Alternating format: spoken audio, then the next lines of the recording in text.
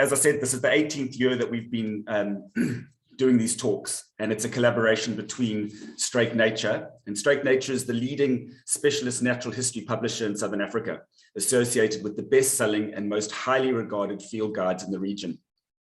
Strake Nature publishes full-color illustrated books across a variety of subject areas, including birds, mammals, reptiles, trees and flowers, and the marine environment, as well as geology, astronomy, general wildlife, and children's nature.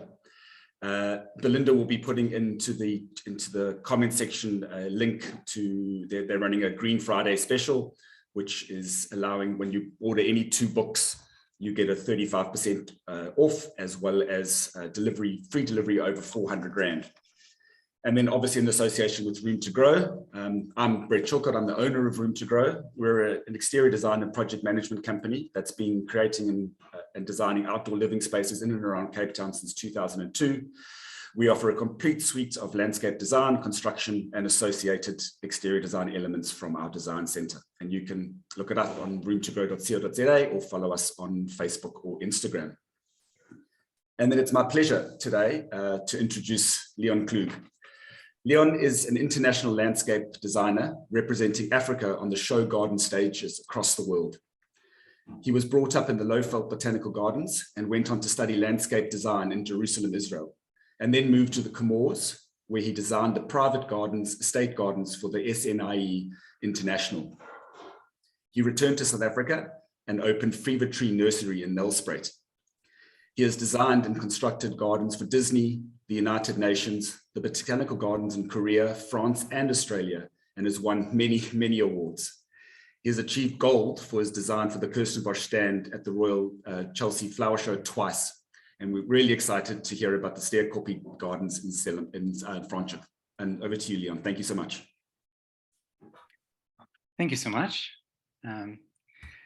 Welcome, everybody. And yeah, it's been a year just about since I've spoken to the crowd. And my last talk that I gave, I mentioned this garden that I was busy with at that stage. Well, I'm still busy with this garden. It seems like it's never ending, but it is a very special project of mine. And when you do gardens, there's a few that you really connect to. I guess it's because I was left to my devices and the client said, Leon, this is the garden. I've got 1 or 2 briefs that you can consider, please, but the rest is up to you. You do what you feel is right for that space. But as with any garden, there's a budget involved, so keep that in mind. And that is what I did here. So this project started literally when lockdown started. And the client asked me, Leon, would you perhaps consider staying on the farm, because we heard that we have to now be in lockdown wherever you are living. Would you consider living on the farm and study the farm and design the gardens whilst it's lockdown? Well, we thought lockdown would be a week or 2, turned out to be a few seasons afterwards. But that was quite nice though. And it's wonderful being in the garden and seeing the seasons change and seeing the different microclimates that every garden has.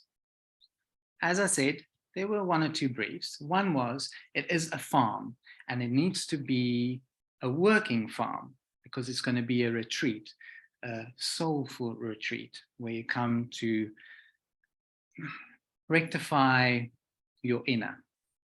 And the garden must tell a story, and it must be part of your healing experience. Every part of the garden, not only the design itself, but the plants too. And because it's a farm garden, she told me that the garden must look like nothing is neat and tidy and cut into spaces. If you know my designs, you know that I never have cut balls or hedges in such a way. I'm just not, it's just not me. I'm more of a free-spirited gardener. It sometimes might look a little bit wild to people, but that is what I love. And I love plants. So the variety of plants in my gardens are enormous. And as I mentioned, her brief was that the farmer of this homestead went on a holiday, and he came back a little bit late after Christmas. He extended his holiday, and things are just starting to overgrow. It's like you just take your secateurs out and you now want to go pruning. And that is the look that we are going for. It's also very feminine. So most of the garden, there are certain little spots where it's not, is very soft in texture, very feminine in colors. And because we're in the Franschhoek Valley, we have quite a lot of wind, and use plants that play with it, not use plants that don't like it. And also we have a lot of wildlife, a lot of bird life, which I wanted to bring into the garden. So lockdown happened. I was on the farm, lucky me, and I started the design work. But from early on, I found that what I wanted to do on this farm, and this is stage 1, which we just completed. There's a stage 2 that we just started, and stage 3 that will only commence next year, is that the plant palette I wanted to use must be really different. Now, with all my travels from all over the world and in South Africa, and when I go hiking and things, I always collect seed. That's just how I am. Some people collect shoes. I collect seeds. So I have a whole seed library. I don't have a garden big enough to plant all of these goodies. So I use it usually in clients' gardens. And this was the perfect spot for me to make my seed library come to life. And so I needed to also establish a nursery. So we set out almost a quarter of a hectare. And during lockdown, I started to construct with what we had on the farm. There were some old metal poles and things lying around of an old tunnel. And we constructed this little nursery. And so in that time, not only designing, but I was also starting to grow a lot of the plants that we're going to use in this garden. You know, when it comes to garden design, I feel strongly about it that designers need to look at plants not only as an easy way to just green a space, but for the industry to grow and for people to get excited about plants, you also need to use some different things. Push the boundary when it comes to that, because if we don't do that, people just go into one rut. And this is the plants that you get at every nursery, and that's just what you use. Nurseries also go with what landscapers and the public go for or ask for. But if they don't have other options, nurseries will never grow new things, especially some of our fabulous indigenous stuff.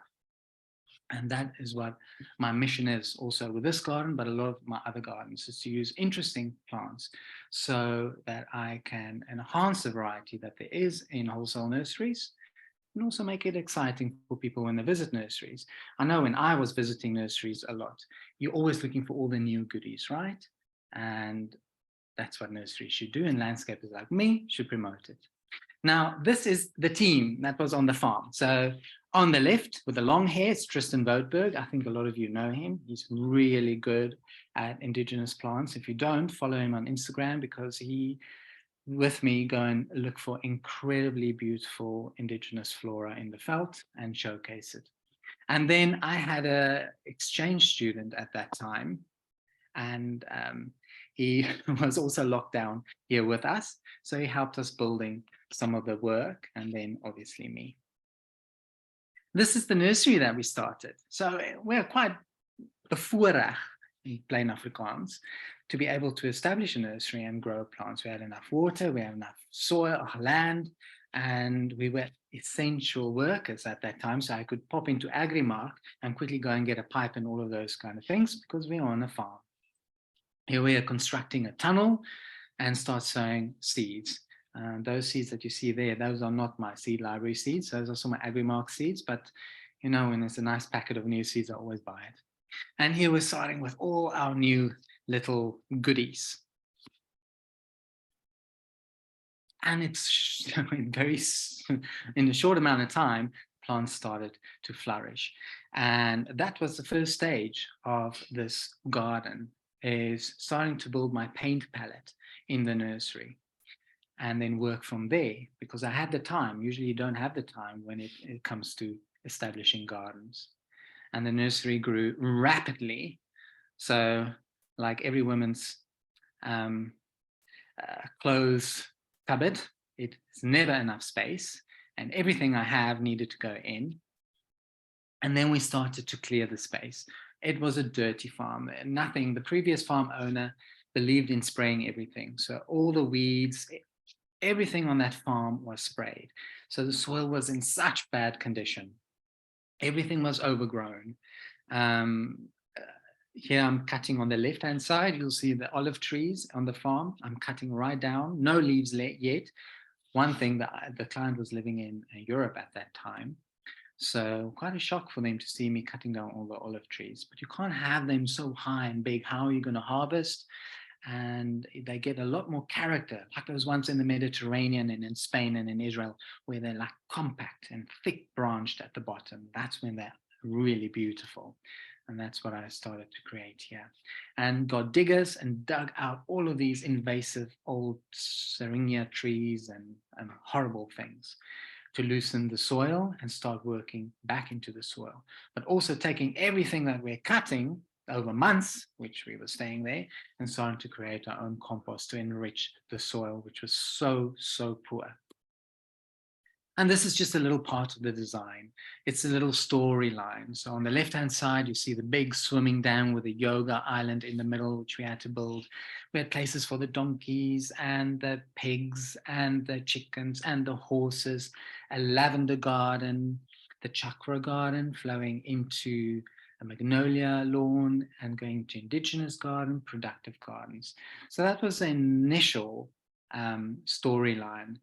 It deviates a little bit, especially when you come to a site and you see, oh, this is not working, or this is a swamp, or, you know, there's always something happening. But in the long and short of it, the storyline stayed the same. This was just after planting on the main building. So the main buildings, those were stables, all manor house, and was all redone. So all the buildings on the farm was kept exactly like they are. They were just revamped. But there was no gardens. The only thing I kept was I moved olive trees around from the farm, and I kept all the old oaks and some of the willows, but the rest were all taken out. This is just an aerial view of, so you're just having a bit of an idea. So at the bottom, you see lower productive. On the left-hand side, you see upper productive. This was now a long time. This is about 6 months ago, 7 months ago. And then where the little dam is, that's the indigenous gardens. To the right of that, that is the perennial garden to the old manor house. Then at the top, magnolia lawn, moving into the orchard and the Chakra garden, which is out of the view. So the first step in creating a garden, and every garden looks at its worst just before it looks great. So I'm going to show you some photos of before and afters, but not of all of them. I don't want to shock you too much.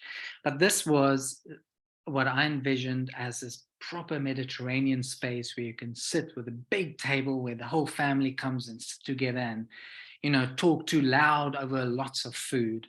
The pool in the background, because it's Franschhoek, it's 40 degrees. And then looking out onto that little mountain at the back, which was blocked by all of those horrible conifers. It's very wet. Everything in this valley is clay. So we had to put in a bit of drainage and to dig deep into the soil, work some compost, organic matter, sandiness into it so we could get better drainage. That's how it looked like then. And this is how it looks like at the moment. So the pool were revamped, got in a lot of olive trees, those ones that I cut, and lots of soft grasses going all the way to the building at the back, which is a big table underneath all the olive trees. The plant palette is soft, like I said, so it might look wild in spaces, but it's all planned. So the garden on the left-hand side is now about not even 10 months old. And this is a recent photo last week. So it looks like the garden's been there for a long time, but it's not. It looks a little bit overgrown, like seeds just coming up, but it's not. So everything is sown in its place where it should be. On the right-hand side, you see one of my walks. So I am not a big fan of hard surfaces.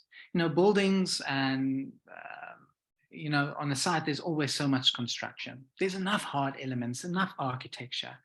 And that always was the problem for me at Chelsea, is that people focus too much on hard architecture. It's still a flower show. It's still a garden in the end. Yes, you need to create some structure, and that's, you know, it has its part in it, but it mustn't overshadow the garden. And so my pathways, like this pathway here, it looks wild. There's a chamomile pathway. So when you walk on this pathway, you just get this whiff of chamomile fragrance in your site. Everything with a little bit of detail. This is a walk that we do. So all my walks is either stone, laterite, crusher, or peach pips. And this is a laterite pathway that I do. I like it because my plants can slowly but surely creep into the road and then make it smaller and makes it look old. To keep all the builders out, you know, builders, they don't regard plants as very special, usually on sites. I've only had one builder in my career that really loved plants and looked out for them. The rest, not. And this is a little fence that I put in. So just to be a little bit mean on the one side so that people can't drive in, they have to carry things in, but also aesthetically pretty. So yeah, so I don't look mean. And then some cottages in the garden, because it's a farmy vibe throughout Sterrekopje. So these cottages where people stay, I put in a little bit of salad, or I put in a bit of strawberries and a fruit tree. And it gives you that when you walk out of your cottage, you still have garden, but there's a little bit of vegetable element and a herbal element too. And it feels like you're walking out into a vegetable garden and you can go and harvest a little bit. Details are very important. And with the old buildings, we try to reuse as much as we can. So on the right-hand side, you see a little gate. Now that gate we made, everything in this garden we made by ourselves. So we are not a big team, and I don't do a lot of gardens. We don't have time for too many gardens. So we're a small team and we build everything by hand. So the old gates, we just used old window frames of the old buildings, repurpose them and make gates or benches, bridges, all kinds of things. On the left-hand side, you see also little details. Cute little bench, not that we made that one, but under one of my plane trees, one from Portugal, beautiful. I call that the wishing tree. It had this thick base, and then it looks almost like a baobab from Europe. It's just gorgeous. There they are. So this garden you can see here is still very young, and we're making all of these mounds in the garden. And this is a bit of a palette cleanser. It's got lawn, it's got undulating mounds. Because my gardens are busy, I use so much different plants in my gardens because I just can't stop. You need somewhere where things just are toned down and it's not as busy and where you can breathe, and then move to the next part of the garden. From that palette cleanser on the left, you move into the orchard, which is the photo on the right. And this orchard is a plum orchard and a herb garden. So the plums are all espalier. So we got brand new varieties that nobody has yet. And we did 3 rooms, and each one is a different variety, and they start from early flowering, and then each block starts to flower after the other. So we have a long period of time of not only flowers, but also fruit ripening. And then all the different herbs. And that's why I like espaliering, for instance, plums or apples or pears, is because then you get a lot of sun on both sides of your fruit tree. Whereas I just planted the trees in there, in about 2 years' time, it will be so shady that none of my herbs or interplanting will work at the end, and it will just be an orchard. And that's not what I want. Moving from the orchard, this is typical, the style of the garden. So I do a lot of, when I do planting, I do it in 3 stages. First of all, I do a first sowing, and that is pioneer plants. And the reason for that is those pioneer plants, like some of your, well, they're annuals basically. They break the soil, especially if you have a lot of time. They break the soil, grow very quickly, and provide shade like nurse plants for all the other goodies that I'm starting to plant that are still tiny little plants. And here in Franschhoek, where it gets 40 degrees in summer, and sometimes you can't stop planting, you have to continue, that helps a lot. Once the nurse plants have reached a certain size or they finish flowering, I take them out, chop them up. Some of the seed I leave, some of it I harvest, and then the more perennial plants underneath that, they are strong enough to now mature. And then I do a slight little seeding after that of all the little annuals or biannuals that I want to keep in the garden. And they are left to seed, and then when the seed falls and then grow again the next season, I will thin out which I want and which I don't want. This was a tennis court. Now, a tennis court in any garden, I presume as a white elephant, because I never ever have seen a client playing tennis on a tennis court. And so that was the first thing I took out. Said, no ways, we're not playing tennis here. I bulldozed it and made it the lavender garden. Now, the lavender garden is also to be harvested. This is the proper lavender that you use to make the oils from. The reason they're not so common to find in nurseries is because this lavender only flowers for about a month. It's in flower right now in the gardens. So when it's in full flower, we harvest it, and then we dry it, and then we distill it and make oils from it and all kinds of little things. And it's a tranquil space where you can just sit, relax in the sunken garden. There's a water feature right at the end. It's still a very young garden, only months old, and be tranquil with yourself. And at night, we put a wooden pergola up where they have dinners in this beautiful space with that beautiful scent. This is a view, well, a little bit earlier, where we put in a fire pit maybe some nights, lawn in the middle, and it's a private space on its own. We've got viburnum hedges on the edge, on the side, which will still need to grow and create this privacy for this room. Morning yoga is also done here. This is in the Chakra garden.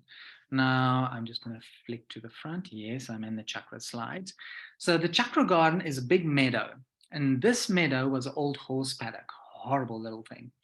And what I wanted to achieve here is create this meadow, and it goes from the base chakra, which its main color is red, all the way to the chakra above your head, which is white in color. So it goes from red to orange to yellow to green, indigo, blue, purple, and white.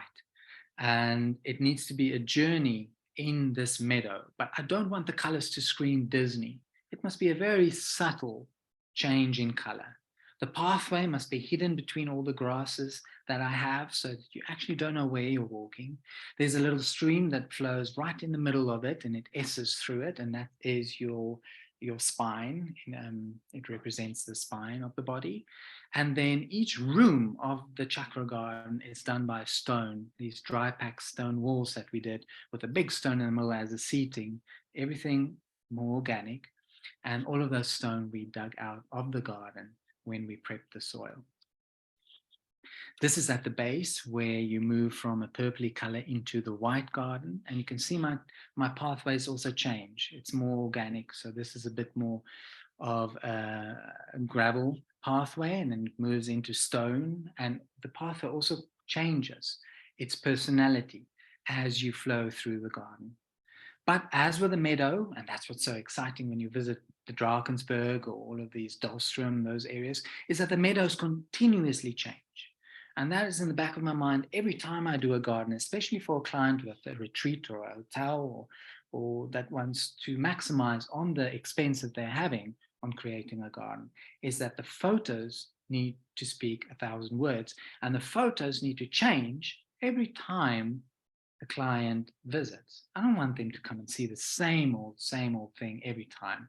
And that's what's so great about this meadow, is that it's a continuous change. As soon as these little pink lichners or some of these flowers are finished, other bulbs and things come up. So every month you're there, it's a different visual effect and a different photo. And I'll come back to chakra shortly. But this was how the eco pool looked like before. It was a lekker ou braai with this horrible little pool, which nobody swam in because it was too cold. and it's just a cold space on it all. And here you can see this was the extent of the gardens in the beginning when we took over the farm. There were 1 or 2 olive trees that we replanted and shaped, and then usually iceberg roses and agapanthus. That was kind of the plant palette, and lawn. And not even all lawn were proper lawn. Half of it was synthetic lawn, which if your client never asked me to put synthetic lawn, I'll walk out the door. Then this is how it looks like at the moment. So this is the eco pool. So we rounded out that swimming pool. And as you can see, on the edge where the rocks are now, it's actually a little bit more overgrown now. You don't see a lot of the rocks. Where the water seep into between the rocks, we collect that water. It's pumped up to the top of the lawn where I have a little island, which is my filter. And it gets pumped through all the different roots and layers of gravel that I have there. Then gravity fed down the staircase where it's a little waterfall and where all the birds come to drink water. And that's also aerated, putting air back into the water, and then flows back into this eco pool, which is crystal clear without any chemicals whatsoever. It's just wonderful. And this is outside the spa. So after your spa treatment, you go for a little rinse. This is parts of the indigenous garden, just connections between different gardens. And on the left-hand side, this garden in particular is everything in there has a lovely flavor. And that is used by the chefs in the kitchen to distill or use in all their baking and making food. So we use all kinds of buchus, helichrysums, pelargoniums, everything in the menus in Sterrekopje. So everything in the garden and every part of the garden is used. So this is part of the vegetable garden. So right in the beginning, so this is the last one we did now. It's still very fresh, only months old, with a big rose quartz in the middle, which is the heart of the gardens, and then do the layers. But it's a slow process because we're still fixing up the soil. This was all vineyard. So the vineyard's been taken out and now the productive gardens have been introduced. Beehives, of course. So all the productive gardens, so the vegetable gardens, are surrounded by indigenous gardens, which is also my scented garden, where the chefs go and harvest, but also beehives in all of them. So we can make our own honey and just have happy little bees in the garden. Moving olives. Yeah, that's a day when you need extra cup of coffee, because that is really stressful, and it turns out every time to be the hottest day of the month. So we moved about over 100 olives from the top of the farm throughout the gardens. We lost 4 in the end, so which I think is quite a good mark. That is my chicken coop, how it looks like at the moment. So we had our little chickens, and they used to come out every time with me, and we when we work in the garden, they just love to walk around with us and eat all the worms and everything. And then one day I quickly went to Agrimark whilst everybody went home already, because I struggle always to leave my gardens. And then when I came back, the caracals had dinner, early dinner, and all the chickens were caught. Every single one of them is just feathers. So I had to build them a proper little palace, and that's the palace at the end. So new chickens, new hatchlings, and we're all happy. There they are. So chickens, pigs, everything. So every morning I've got guys harvesting all the manure of the pigs, cows, horses, everything, and we move it into our compost heaps. There's Picky, that his name is Croissant. He's supposed to be a potbelly, and he turned out to be a potbelly. He's not bigger than that. He's now 2 years old, and that's inside our chicken coop. I interplant a lot. So in order to deter some insects, or actually attract some insects, baddies, away from our vegetables, I interplant. And on the left-hand side, you see the passion fruit tagetes. It's really good to take all the nasty little pests away from your vegetables. So I use that quite a lot. And then all the vines that we have on the farm, when we prune it, we use most of it. We either chip it, for compost, or we create sculptures and elements for our gardens, like we've done here for the sweet peas. That's when that tagetes that is in full flower. Melanceans used to grow it. I think they've stopped growing it, which is very sad, because that's an absolute winner. It's marigold, perennial marigold. That's just gorgeous to have. And then the vineyards that's left over, we also interplant. So we sow either, it's maybe in different times of the year, different things. At the moment, it's poppies, and in springtime, it's all our Namaqualand mix. So it's not a sterile ground. It's full of flowers for everybody to be happy. This is a big stone, and we had to get out of the boursier, and then we hollowed it out and made that our washing bay for our vegetable gardens. And this is just a bit of an aerial view, so you're a little bit more focused. This is now also, I think this was about 10 months ago now, I can't remember. So this is low productive with indigenous gardens and the fragrant gardens around the dam. And then you see at the background, the second part of the productive gardens where the chicken coop is being built. And that is not long ago. Also make our own baskets. Now on the left-hand side, I've got this very rare perennial poppy that I've got in there. And on the right-hand side is my African foxgloves, which I always love using in gardens. It's one of my favorite things, and it should be used a lot more, not just Kirstenbosch. Every landscaper should, if you want to use annuals, that should be it. It's so hardy and tough, and it gives you a show for most of the summer. Leave those nasty petunias in the shop. And then baskets helps a lot. If you use your vines that you have, make the baskets, put your potatoes, sweet potatoes in there. After the season, you just open the basket and the potatoes just fall out. This is the entrance into the vegetable gardens, through the indigenous gardens, through the scented gardens, which is everything is used by the kitchens or as to pretty up the retreat. Also, the indigenous gardens. I'm so proud of my Filica here in the front, Filica pubescens. So difficult to get hold of them. And I've got 3 measly little plants, like they look like they were dying, but they are doing so well. Please, growers, I need more of those. And that is my waterblommetjie pond, where we harvest our waterblommetjies. And this is the pond that I did for the ducks. And it's called my duck pond. It's surrounded by the African meadow and then indigenous gardens. This is how it looked like in the beginning. And this is how it looks like at the moment. So at the background, we see all of those mounds. Those are only indigenous grasses and bulbs, and creating this indigenous meadow with the lawns in between, and then flowing into the indigenous gardens and the scented gardens. Now the ducks are supposed to be on that pond, but you know, with a caracal, I'm still too nervous to put them there. So I think I need to make them like a floating home or something on top of that pond.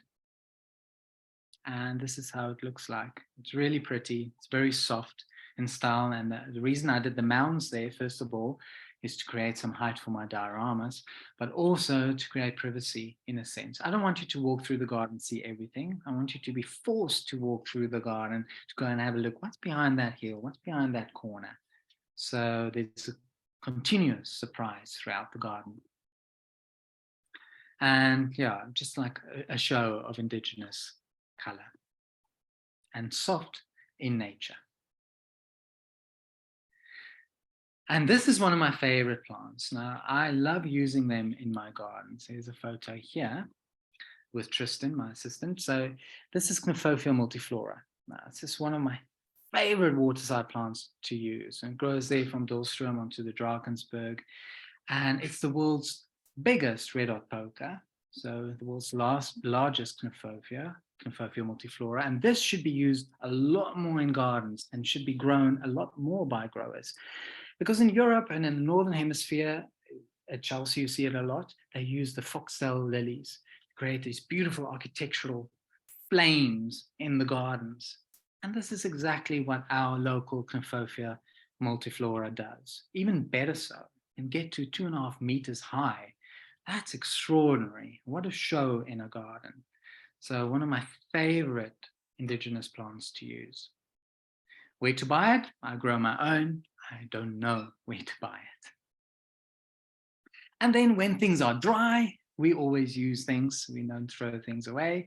So we make installations inside the retreat. As you can see, here's one of the treatment rooms that we use some of our dried grasses, our weeds, our lavenders, and then utilize them in a different way. This was the beginning. Yeah, I showed you a few pictures of the Chakra garden, right? This is how it looked like before. Now we started. So we're digging out all the rocks around on the roads, wherever there's a rock lying around. We pick it up and start to build our walls. And this was the old horse paddock. And so the Chakra garden was established. And that is the garden that you see now. Now, this was after I pruned down the meadow. Now, if you have a meadow, and this is very important, if you have a meadow, you have to cut that meadow down severely. And there's almost nothing left of it. It just seems like soil, and it seems like you paid the landscaper for dust, but it's not. Remember, in nature, there's either wind, there's fire, there's drought, and there's animals that take down the grass throughout the dry and off season. And then they flush out again, so you get all that new soft flush of leaves, and there's enough air flowing between the leaves so they don't go miff, and all your bulbs and your different seeds in between have enough sunlight to germinate and create you that flush of color in between your meadow, which is, it's all about that at the end of the day. So you have to cut it. And I usually cut it when I see that the grass, I love leaving them there in winter. So you still have all the bones of the grasses, the skeletons. But once I see there's a little bit of green at the bottom, just a hint of it, then I go and I cut them right ground level. And this was about a week after I've cut them. And this is about 3 weeks after I've cut them on the left-hand side, and about, I would say 6 to 7 weeks on the right-hand side after I've cut it. So they really respond to a good cutting, and you get that beautiful effect, which is all about what a meadow is. So this is the ponds in the Chakra garden. So it goes from one pond during the little spine all the way to the bottom pond at the lowest bottom. I've got a wide range of grasses here. We have about, last count, well, I think it's 45 different species of grasses, and then countless bulbs and other plants. And this is at the bottom part of the Chakra garden. So in winter, I have a spring flash where the colors are not differentiated between each room. And then I have my linarias and some other annuals that just pop out and give you a show of color just before the grasses take over and steal the show. Now, I'm not a purist at heart in most of this garden, so I have a soft spot for any plant, whether it's indigenous or exotic, although there's a place for everything, right? So you can't just go mix match everywhere. But like that Chakra garden, I would say is about 35% indigenous and then 65% exotic. My indigenous meadow is 100% indigenous. And then my butterfly garden, which we'll come to now, is half-half. Now, remember, this is a farm garden, right? So everything must be harvested throughout the garden. So the kitchen staff and the chefs walk throughout the garden to harvest. Same with the clients that we have. Now, there's 3 vegetables that I love using in a garden to give me, not really for the vegetable, but for this beautiful show of color. And first of all, it's leeks. Now, in the Northern Hemisphere, again, they can use leeks, aliens, to create this beautiful show of pom-poms in a garden when it comes to early summer. And they just don't grow here, although I have a few leeks and they do okay, but not great. I use leeks and garlic leeks for that matter, because it gives you a range of color and differences between the different leeks. And here you can see it on the one post in the oregano room where the leeks just pop out. And I've got that in meadows as well. As I say, birds just love the grasses, and then there's bulbs coming out. This is the indigo part of the Chakra garden. The other vegetable I love to use is artichokes. Now, artichokes give you that Mediterranean feel, that strong architectural component in a garden. And it's not too overpowering because they also don't last too long, but that flower, and after the flower, the fruit, and part of it is just so gorgeous. So leeks, artichokes, and my last one is carrots. Now, carrots is part of, well, the carrot family, Queen Anne's lace, and here on the right-hand side, Olea, is all part of the carrot family. So if you sow carrots in your garden and you forget to harvest them, they give you that Queen Anne's lace flower, exactly the same. And that is gorgeous in a garden. So I use that also a lot to create color.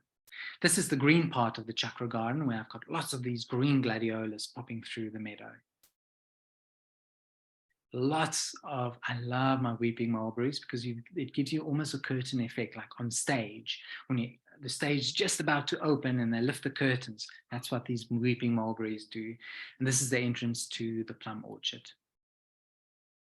This is the main dam, the swimming dam, where the clients go and swim and relax. And we are actually busy with this dam at the moment. This is phase 2, going more north.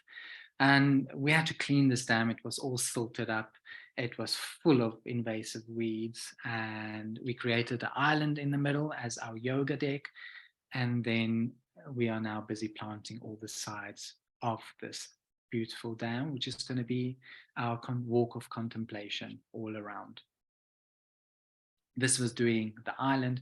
And one of the, although it seems so small, it's not very big, but it was one of the most difficult landscapes I've ever done in my life. We had the worst soil you can think of. Just think of that sludge that's in a dam, trying to make that into something, well, that can sustain plants. Not that easy. And this is how the island looks like at the moment. It's this white cloud of flowers that I put in, lots of different ones. Gives you almost this misty whiteness. And then a little bridge going over, and then we have the yoga deck in the middle, where early morning yoga happens. Again, I love using the vines and things we have on the farm to create things. And here we're using our vines to create borders in our orchard, in our plum orchard. And then the base that I use for people to walk on, because the sound is so nice, it's organic, it can breathe, there's airflow between the peach pips and apricot pips, and my plants can slowly but surely grow into the walkway. Because I don't like sterile, straight lines in my natural gardens. So peach pips work wonderful. And this is how the herb garden looks at the moment. Very full. No empty soil that can cook in the heat. Must all be shaded over and planted. And this is, oh my goodness, this is the Perennial garden. Well, it's the entrance to the old manor house, the historic building on the farm. Horrible, as you can see, there were only like ugly lawn. Here we're bringing in some trees and just clay. So soil works on this farm. We're still doing it, but it was very important. And this is how this section looked like now. So it's this meadow towards the old building. It's about eye height, full of flowers. I want a happy feel, lots of texture, feminine in texture and in colors. Just a happy walk. I love, at the end of the day, if I'm here on this project, I always do my rounds through the Perennial garden. Once these ones go down, then all of my other plants for late summer start to erupt. So it's a constant change in the gardens. This is also one of my favorite carrots to use, like in the middle there. There's also one of the Ami species. And this is where the Perennial garden kind of merges into the indigenous garden. So you don't have to have a barrier or a wall between your indigenous garden and your exotic garden. It can be a slow merge into one another with textures and plants that's kind of similar, but then divide. And again, this is how how it looked like. This was Butterfly Garden, or part of Butterfly Garden. You can see it was just full of horrible trees and palms. And those roots are so dense that you couldn't even put a shovel in. So we had to get TLBs to dig over that soil, get rid of all the old roots that's been there for ages, and to create this dry meadow that is the Butterfly Garden. And this is the start from the Butterfly Garden on your left-hand side. So very airy, very dry. I only water it twice a week. So it's not very water intensive. Lots of alliums, again, my garlic leeks that I use in the gardens to give you that height and that pop of color, almost like candy canes. And then here is the Butterfly Garden at the moment.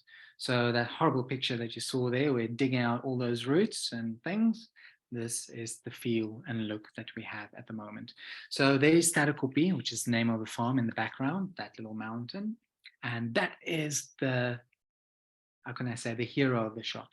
So the garden, the butterfly garden, which caters for the butterflies and the hojos, is kind of the soft plant palette that accentuates our Sterrekopje in the background. And at sundown, that golden hour, which is so great for taking photos, this butterfly garden absolutely glows. And not excessive with building work. So if we build something, it's very plain and simple and toned down. And yeah, it's a wonderful garden. This garden, as I say, is half indigenous, half exotic, but all using the same kind of conditions. And this is us last week. We had Taintura coming to do a little bit of an interview with us and showcasing the gardens. And that's Tristan and me. So we haven't aged all that much from when the garden started.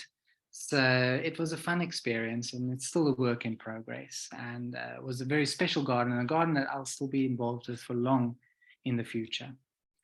And the next one that we're going to start with now next year is a much bigger garden, and it's only indigenous, as per the client's brief. And we hope to have one of the biggest collections of fynbos in the world. There is going to be Chamonix, and that will open to the public in 2028.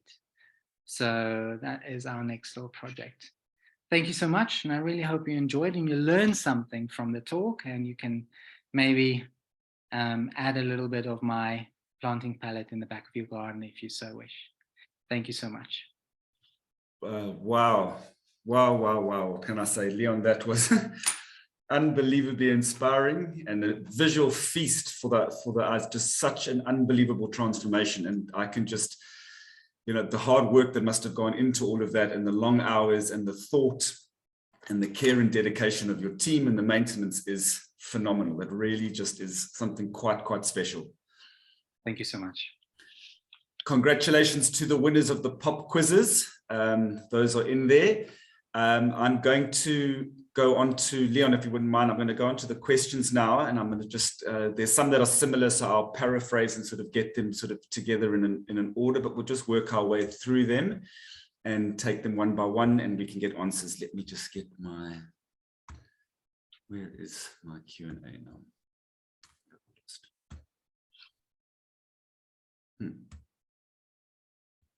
I don't have it on my screen. Will it pop up? Yeah, I've lost the Q&A box at the bottom. Oh, there we go. So I've got it. Right. Okay, so it's Gina wanted to ask you, Leon, how did your time at the Lowveld Botanical Garden influence your design style and your philosophy? Well, it was probably one of my single most important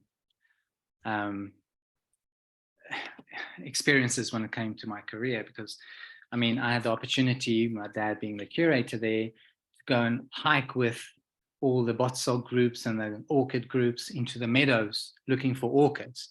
I might not have been looking for all the orchids, but I was looking at all the beautiful arrangements of plants. And that is what I still do today. It's like using that sticks in my mind for when I see in the mountains or in the flays or wherever I am walking in Mother Nature, and try and recreate that kind of sense of texture and color feel and sense of relaxedness and naturalness into my garden still today. Oh, fantastic. Elizabeth wanted to ask, how much do the microclimates on the farm affect the choice of plants in the certain areas? I would imagine that would be critical.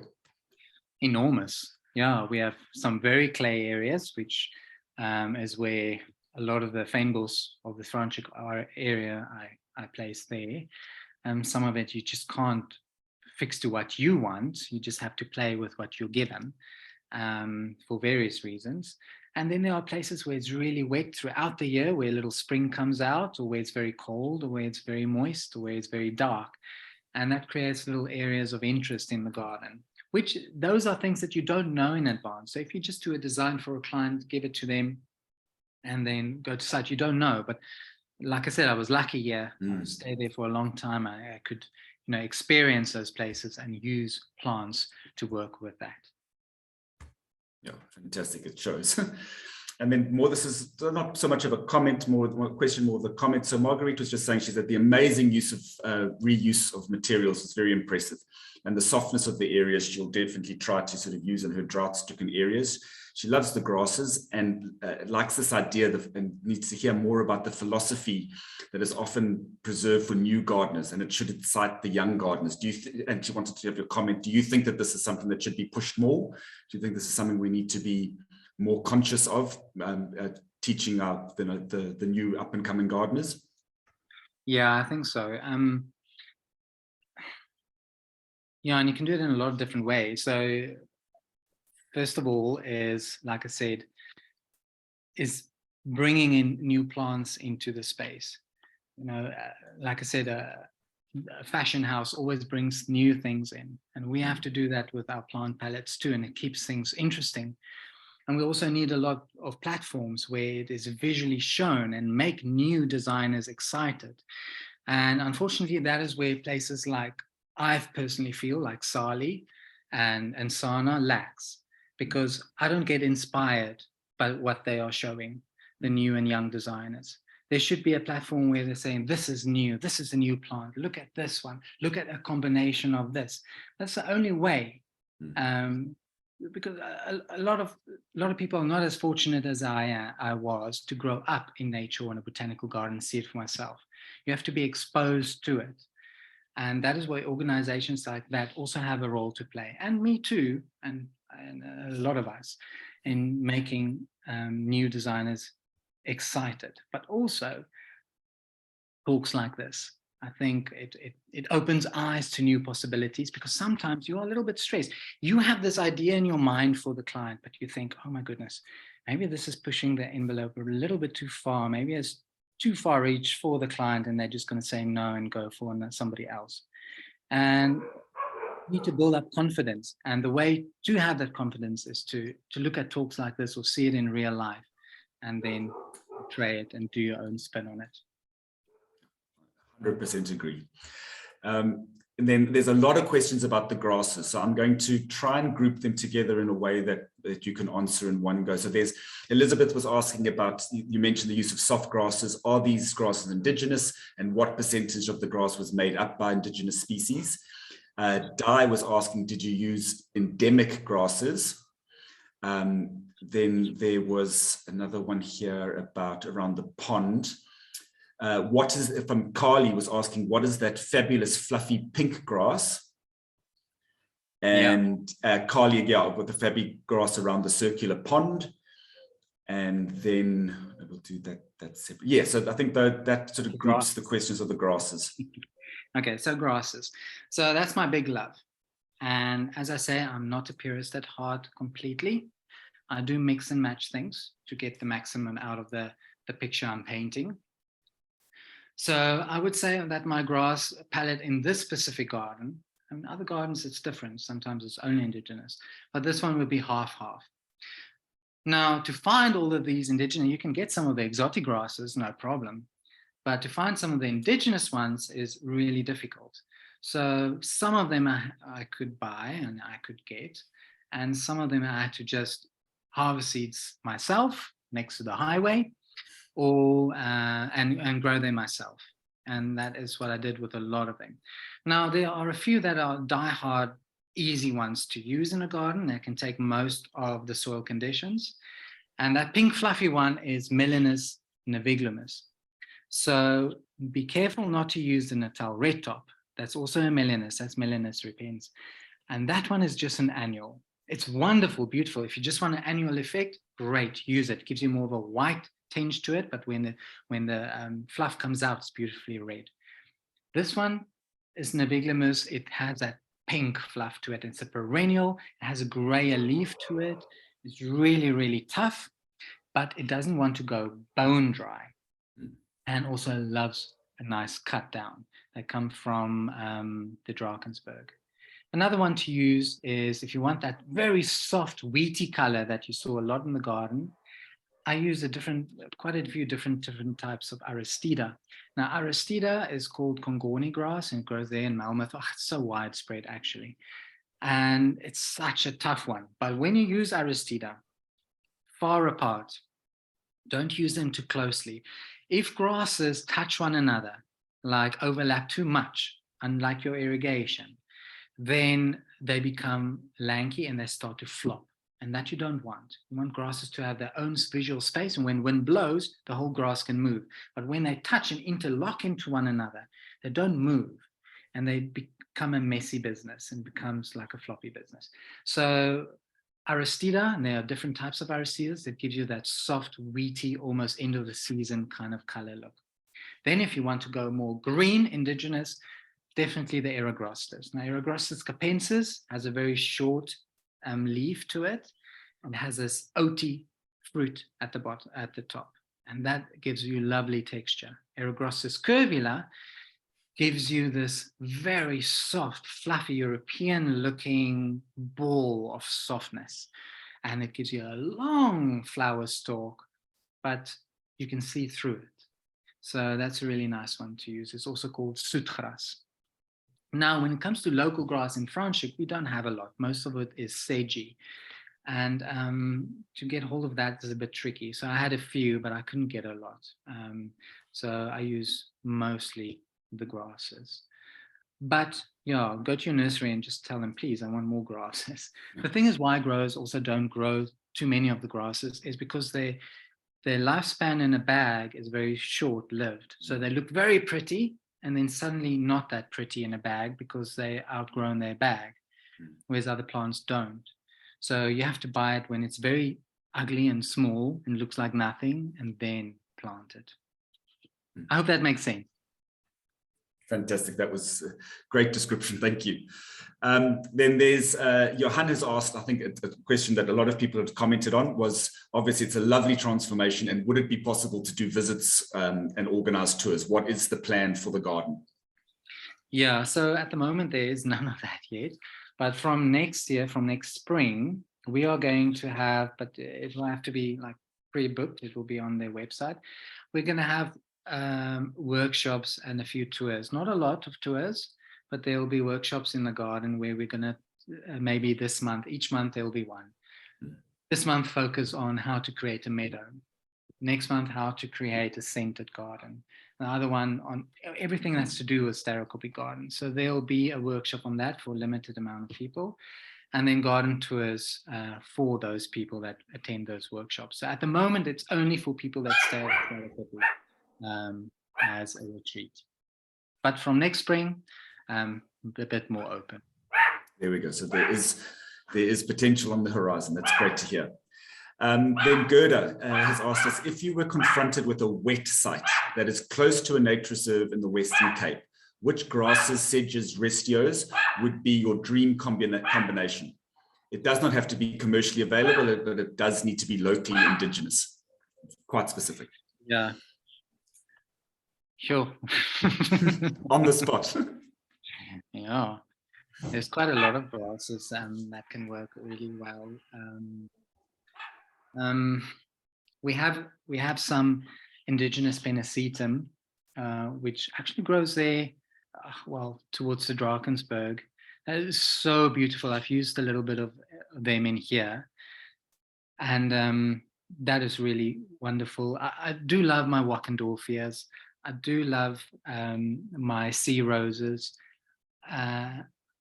You're putting me on the spot here. I'm thinking of all the names. But yeah, there's a wide range. I think that's a talk on its own, to be honest. One plant that I've used is Mentha longifolia. That's our indigenous mint, and grows there in the cliffs where the wet streams are in Montague and in Robertson and those areas. That's an exceptional plant to use in a soppy area. And when that mint is about a meter tall, which they get very tall, they make this beautiful rain of white flowers, large, and that's fantastic as cut flowers. So that's something to use in your garden too. There's a lot more, but I have to think about it. No, fantastic. Thank you. I hope that helps, Gerda. Another question here from Elizabeth, I think, which is quite, interesting to understand. I suppose it would depend on what type of pesticides, but she wanted to know how long will it take the soils to recover from the pesticide use on the farm? Yeah, so when we started planting, everything we put in the soil turned yellow immediately. So I did try and leach the soil a little bit to get some of that chemicals out, but it's not so easy. So I think it's still going to take us about 5 years to get the soil to what it should be. We're already at a stage where plants are growing, but I know they're not growing as they should. So we are doing our utmost best. But I think if you have a heavily oversprayed farm like this farm was, like illegally so, it will take you a good 5 to 10 years to fix it, if you can ever properly fix it. Sure. And on that, did you bring in any materials? Is everything used on the farm? So your composting, everything used on the farm, everything, yeah, we didn't bring in. Okay, I did bring in when we just started only the vegetable garden. I brought in mushroom compost for it, but not a lot. I mean, compost is so expensive these days. So we had to make our own. We have to make our own plan. So everything that we took out on the farm, we compost and we use as a layer. We do a lot of layers on top of our soil to keep the soil cool, keep the moisture in, and as a slow degrading organic matter back into the soil. So that we constantly do every week. Great. And then Kim was asking about it's so nice to see the boring old swimming pool replaced with the eco pool. And then do you need a very big space to make the filter process possible? And I know that's a ratio of surface areas. But it's not a huge space. It's really small in comparison to the pool. I think the most important thing with your pool is your plant palette that you are using.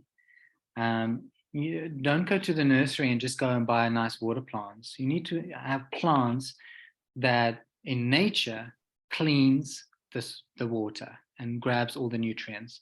And it's usually the plants with those really white, spongy roots. Again, that mint works really well. Xanthodias work really well. There's some of our gunneras, that indigenous little gunnera is fantastic to use that. So use the right plant palette. Then it doesn't need to be that big. And like I said, we had an electricity problem on the farm a while back. I stole all the cables, and it took a long time to get it restored, about a month. And this pool was off that whole time, so it didn't run at all. So after a month, the water was it wasn't soap, but it was murky. It was properly murky. I put that pump on when electricity was back. The next day it was clear. And that is how it should be. So just use the right plant material, I would say. It's the best. I do have little fish in there because you get your mosquitoes, right? So a lot of people say, oh, don't put fish in your eco pools. Yes, don't put big. I'm not putting koi's in there. I have tiny little fishies that just catch all those mosquito larvae. Good advice. And then Carly would like to know, do you interplant the lavenders for the times of the year when it isn't flowering? Yes, I do. And I use that grass, that Eragrostis capensis. So it's a very small little foliage space, so it doesn't take any sun away from our lavender. But when the lavender flowers are off, my Eragrostis has that little beautiful oats-like seed, and that gives me the interplanting and the effect I need. Fantastic. Andrea would like to know, what is the common name of the Phylica pubescens, which you mentioned in the foreground? I'm not sure what that, I think it's just Phylica. I'm not sure what the common name Phylica is. pubescens, yeah, it's called, yeah, it does have a common name. I can't remember now, but it does. I bought those at Kirstenbosch Botanical Gardens. They were tiny little cuttings, tiny little things. It's the only place I know every now and then has. And if it has, I'll fight you for them. Great. Then we've spoken about Jill would like to know, what is the name of the indigenous indigo plant? There was, yeah, and Kim, together with Kim, was asked, what are the plants in the indigo garden? So there's some interest about what were the plant did we use for that? So I do love my sages. So I'm a little bit obsessed with sages. So I have about 200 different types of sages, and I'm not talking like ugly hybrids. I'm talking about proper species. And that is used a lot in my meadows. But when it comes to bulbs, in that garden, I use a lot of gladiolus. So especially in indigo, indigo is a difficult color to get plants for. Sages work well, but I would say some of those gladiolus work well. Don't use too many of them, because then it can look a little bit Disney and a little bit vulgar. So use them sparingly to get that indigo color, but with other things to offset, so it is not too heavy in the grasses. So I offset that with lighter flowers like Linaria or some of the sages, and then it works well. Fantastic. Then Rob would like to know, how do you irrigate this vast area, this farm? Yeah, so we do have irrigation throughout the gardens. We don't have that much water, so we use it very sparingly. So like I said, it's like my butterfly garden only gets water twice a week. Rather do it a little bit longer, so the water goes in deep, than a lot of short little periods. That's almost pointless and makes your plants weaker, because then the roots are only at the top, not at the bottom. Doesn't go deep. So the indigenous gardens, obviously I don't use a lot of water, once a week for them. As with any garden, the most extensive part of watering is lawn. That's why I'm not a big fan of lawn. But in a garden like this, especially a public place, you do need some of it. And vegetables, those are the two that requires most of the water. The rest of the plants I select in such a way that they all work together with at least possible. But remember, I have wetter areas in the garden, which I know I don't have to water a lot because there's subterranean water that pushes up, and some not. And is that, so the water from is it harvested from dam, or is it an alternative source? So we have three options. We have dams, we have a river that goes through, and we have boreholes. So I have three options, and we also clean all the water that's used on the retreat thing. So we have a complete organic cleaning farm, and all of that water gets caught back and put into the irrigation dam. Justine has a question here. What was the biggest challenge that this garden presented while you were trying to realize your vision for the garden? Were there any plans that you had for the garden that just weren't possible? No, they all were possible. Come hell or high water. They happened. I would say as the soil was the biggest challenge. Let's be honest. And that is still, like I said, a slow process. The other challenge is, and that's with every garden, especially a meadow or a wild-looking garden, is, I'm used to that now with my designs, is that a lot of clients, when you plant your meadow, it looks a little bit, looks strange. It looks like you just hoid lots of plants there, and it doesn't look great in the beginning. And it's always a challenge in the beginning when we do these extensive gardens to convince the client that just be patient, just hold on. We're not planting everything chock and block full now, giving everything space, and it will look amazing in its own time when it's ready for that. A lot of times clients don't get that. They want the instant effect with future sadness. To me, that's always a challenge, and we had it here too. I mean, I cut down all of those olive trees to nothing, just little stumps. They're fabulous now. The meadow looked like nothing, looked like some weeds came up in the meadow. Horrible. But in its own time, it became beautiful. Now everybody loves it. So together that with the soil and the whole thing, that was my biggest challenge. But now it's a clean ride. Sure. Cam has asked here, what was your most exciting discovery biologically that emerged as a surprise in creating this biodiversity on the farm? To see the babies coming up and to see that where I planted the plants, they're actually happy and they're making their own little community there. And that is what I encourage. So throughout the garden, if you see that doesn't happen, with plants that produce seed and things, they're not happy and they need to be moved to another place. So when I see, like, for instance, the sea roses, they're making lots of little babies and they're coming up everywhere, or like even diorama, which sometimes is tricky to plant here in the Cape because of our wet winters. And they're just doing so well, and these little babies coming up, and I know, I guess this is a nice surprise, and I just love seeing that. And to me, that's like Christmas. That's fantastic. Then Judy's asked how you've achieved so much. How long has it taken for your dream to become a reality? So I'm assuming I'm not sure whether this is talking about your overall life dream or whether we're talking specifically about the garden, but that you said you started this in 2020. Yeah, this started in 2020, but remember, this garden planting only started a lot later. All the other things needed to happen first. So for this garden, it's been, I would say, a 2-year at the moment. I would say a 2-year project. But for my life, it took a long time. I mean, with gardens, you also need to slowly but surely establish your own personality and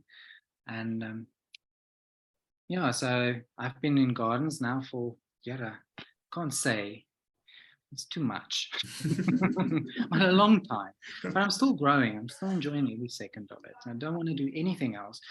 I don't care to. I don't have to be a billionaire. That's not my inspiration. My aspiration. My aspiration is to just be heartful and happy when I walk into one of my gardens and see it flourish and see the client happy and see people like you guys want to see what I've been producing, and that's enough for me.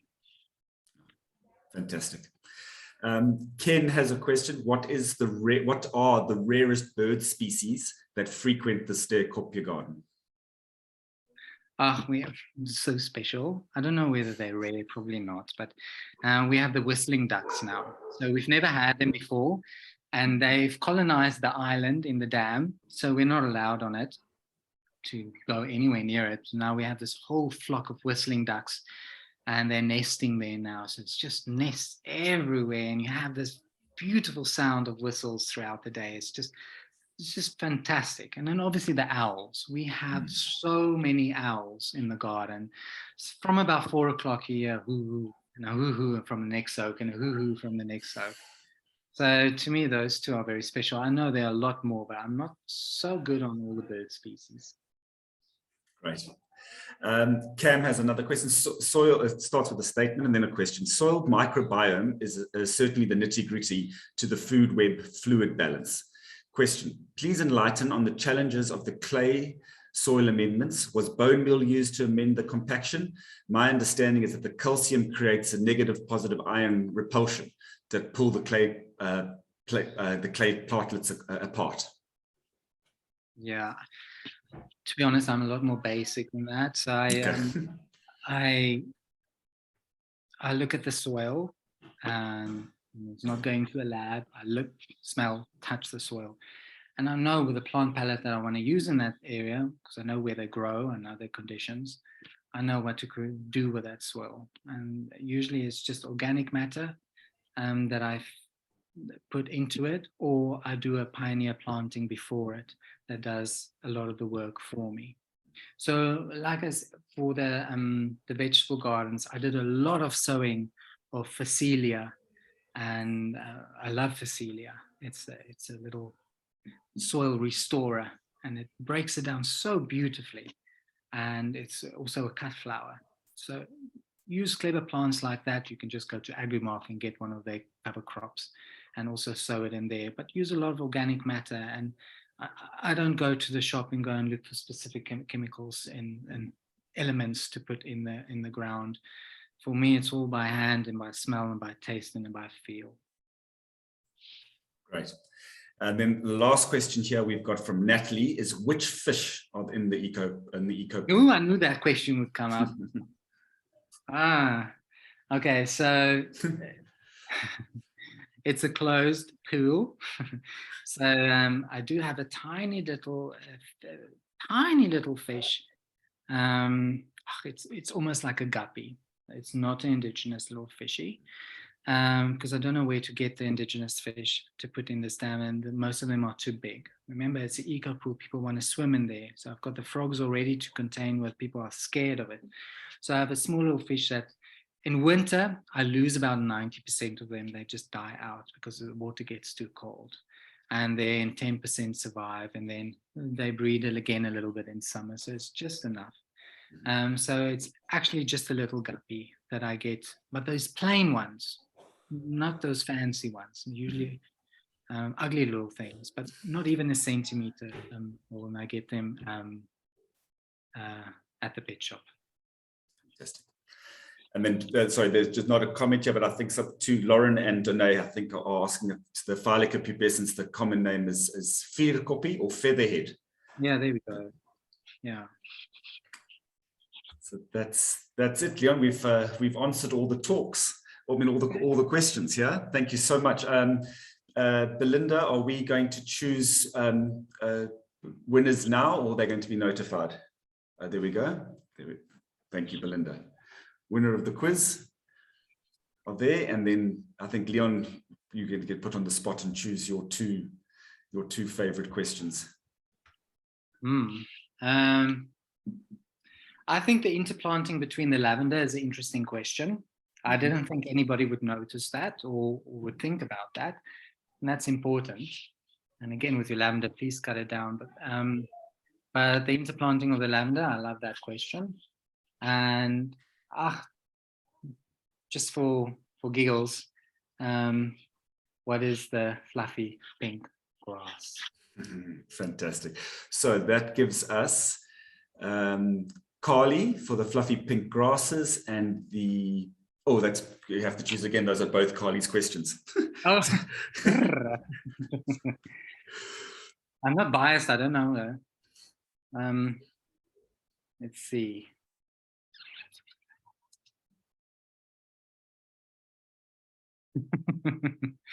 Let's ask about the one about, oh crap. I can't remember the other questions. We will send to you the questions, Leon, and then you can offline, you can choose your next one, and then we will be able to notify the winners via email. Okay, perfect. So I just want to say thank you once again, Leon. That really has been an inspiration. I have learned a lot. I've been excited again and rejuvenated. This need to diversify our available plant palettes in the Western Cape and throughout the rest of South Africa is something that is critical, I think, and should be driven much harder. And your work really, really is inspiring, and your methodology, the way it touches people, it's very human-centric, and people are just naturally drawn to it. So I just thank you so much for your time and your passion, and we look forward to having you again on one of our talks. And to everybody, thank you so much for joining us over this last year. It's been a chock-a-block program. We've been excited to bring it to you and really proud of what we've been able to produce. And we look forward to seeing you all for our start of our new program, which will be starting on Wednesday, the 1st of February, 2023. Thank you all so much for joining us again. Enjoy your end of the year, and we will see you next year. Thank you.